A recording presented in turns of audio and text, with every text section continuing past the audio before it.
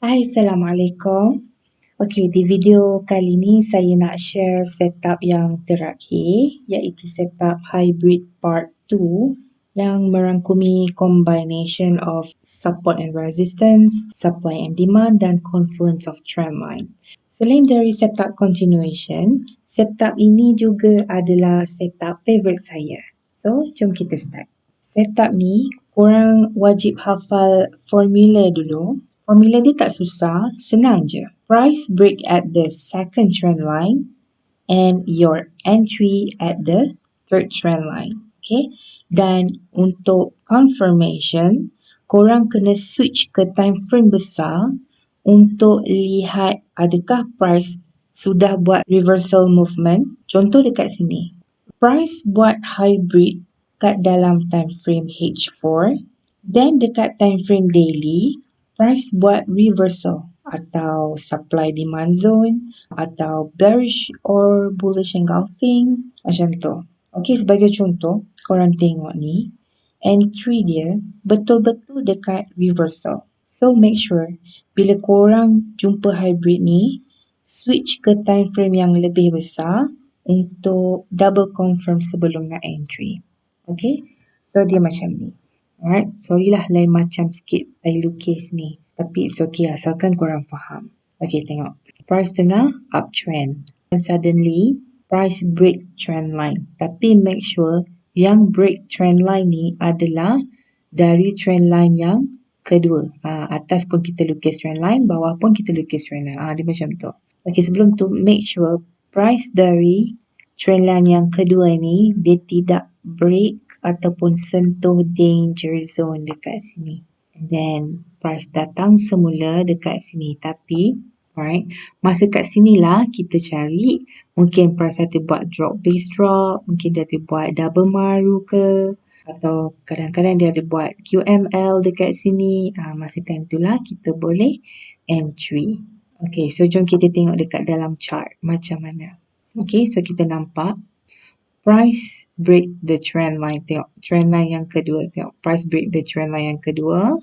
And then price dia tak break sampai bawah. Tapi dia naik atas balik. Dia cari drop base drop. Dan kebetulan ini adalah setup continuation. And then price retest dan terus terjun. Okay, dan ini pun sama. Okay, so kita nampak price tengah downtrend and then suddenly ada first, second. And then kita tengok price break the second trend line. And then price datang semula. Masa time dia datang semula tu, macam dia dah reverse balik, kita cari ada apa-apa tak dekat sini. Tapi kita perasan dia adalah setup QML. Kita ada low, high, lower low dan higher high. Dan price datang semula dan terus terbang.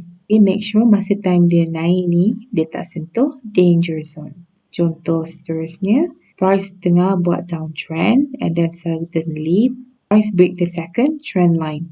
Dia break and then dia tak sentuh danger zone. And then dia datang semula. Ini H1, so kita buka dekat M30. Dia cari rally base rally. Okay, contoh yang seterusnya, dia nampak price break the second trend line. Dia ada first, second and then masa time second tu dia break trend line ni. Lepas tu dia datang semula. Masa time dia datang semula tu kita carilah. And then kita found out that ini adalah setup continuation. And then price retest dan terjun. Okay, contoh yang seterusnya. Dan nampak ni price tengah uptrend. Lepas tu suddenly price drop. Masa time price drop tu kita tengok dia adalah the second trend line. This is first, second. Masa time drop tu dia tak drop sampai ke bawah. Okay, dia drop sikit and then dia naik balik. Price cari apa? Price cari drop base drop. Then price terus terjun. Okay, ini adalah contoh seterusnya. Okay, so kita nampak price tengah downtrend and then suddenly dia break. Masa time dia break tu kita tengok dia break the second trend line. Okay, and then dia datang semula. Masa time dia datang semula tu kita cari apa ada dekat sini. So bila kita tengok dekat M30, rupanya dia cari rally base rally. And then dia datang semula dan terus terbang.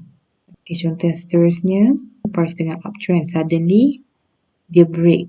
Yang dia break tu dari mana? Dari second trend line. Kita ada first, kita ada second, and then dia break.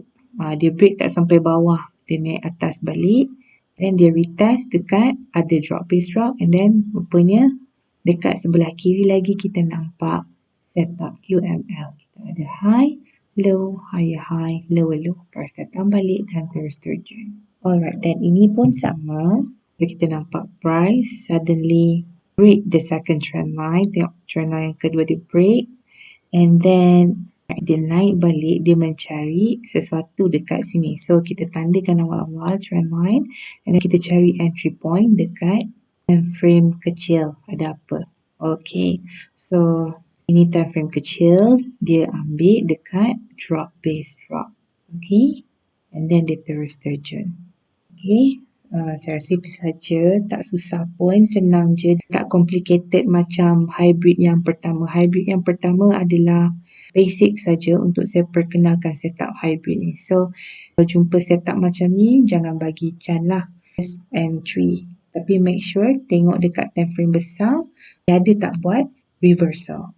Ia memberi lebih confident untuk entry. Saya rasa itu saja. Apa pun, just keep on practice. Saya harap video ini bermanfaat dan all the best. Assalamualaikum.